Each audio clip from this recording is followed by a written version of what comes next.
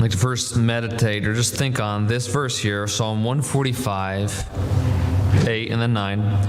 You there? The Lord is gracious and full of compassion, slow to anger, and of great mercy. The Lord is good to all, and his tender mercies are over all his works. Praise God for God, right? That's Psalm 145. You missed it there. The Lord is gracious and full of compassion, slow to anger, and of great mercy. The Lord is good to all, and his tender mercies are over all his works. Today I want to talk about God, who he is, the personality of God, the characteristics of God. But first, I want to begin with a story, and it'll be a little bit of a lengthy story, so please bear with me.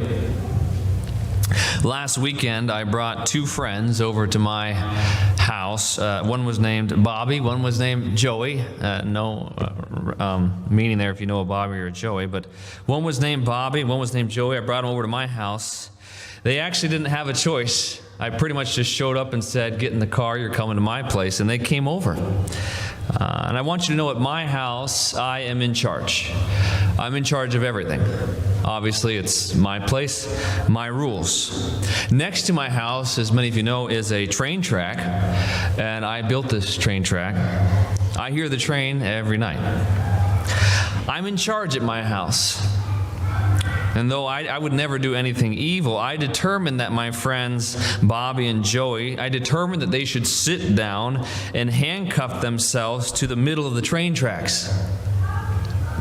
They are incredibly wicked people, and they love mischief, so they did this, though I did determine every bit of it.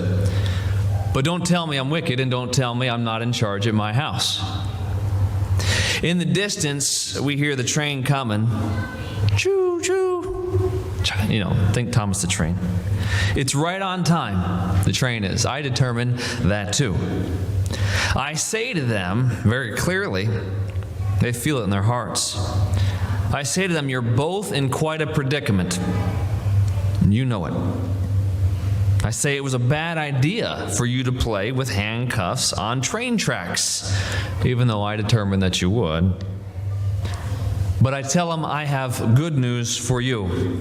I know you're both equally destined to die, but in the same sense, I want you to know that a free gift is available to both of you. You see, I've purchased a key for you, and it's a free gift. You just have to come and get it. Stand up those train tracks and come and get this key. I won't turn you away. I never lie. Just receive this free gift, I tell them. Whoever wants to be free will be free. But they don't budge. You imagine that? They don't budge.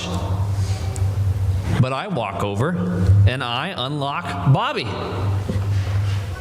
He's just laying there all limp, stiff as a board. I pick him up and I carry him to safety. Bobby says, thanks. But only because I made his lips move. I got to grab his lips, like that. And he says thanks to me. I force his lips. I told Bobby he has amazing faith. I marvel at his faith. I told him I've never seen such great faith, Bobby. I told him how much I appreciated him saying thank you. It makes me feel good to be loved in this way. In fact, forever, I'm just going to keep Bobby at my house so I can force him to say thank you and to praise me in my works forever. Meanwhile, Joey's still out there on the tracks like the disobedient little hellion he is. The train's getting closer. I plead for Joey to get up. He's there handcuffed to the tracks. I'm saying, Joey, get up. I tell him, I don't want you to perish. I want you to come to safety. I plead with Joey long and hard to stand up and come to safety.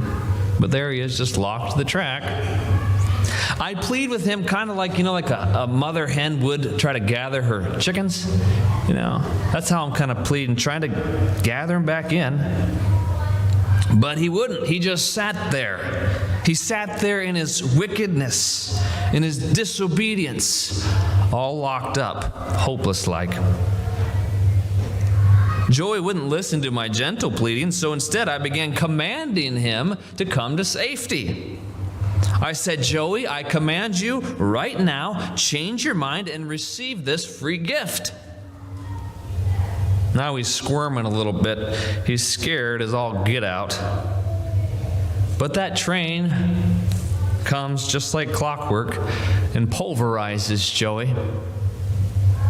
Blood and guts everywhere. That's what you get for playing on those tracks. You hear me? And nobody can blame me.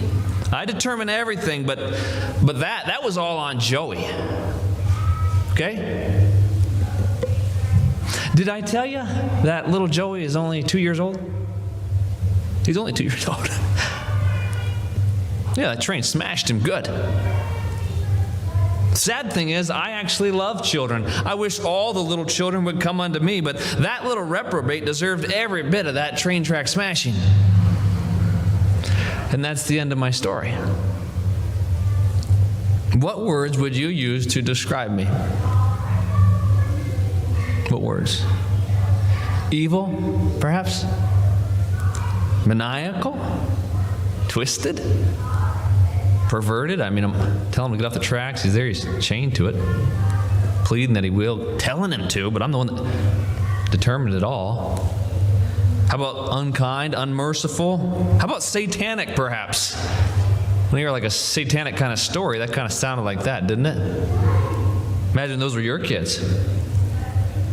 Would you use words like perfect, good, righteous, holy, just, long-suffering, merciful, upright, gracious, glorious, compassionate, majestic, beautiful, loving? Would you use those words to describe me?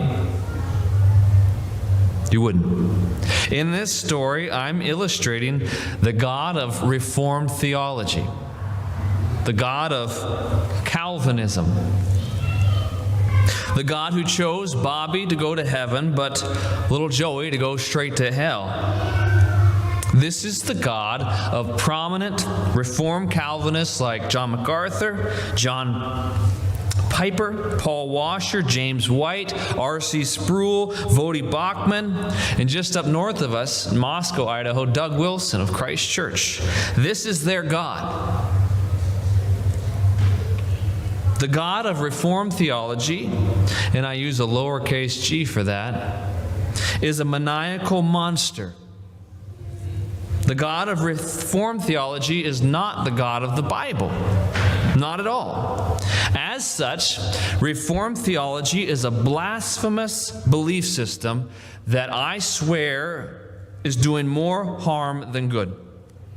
And it's growing in popularity. This maniacal God of theirs is growing in popularity. It's a false God. And with so many people following this false God, this false belief set, today I wish to rebuke it.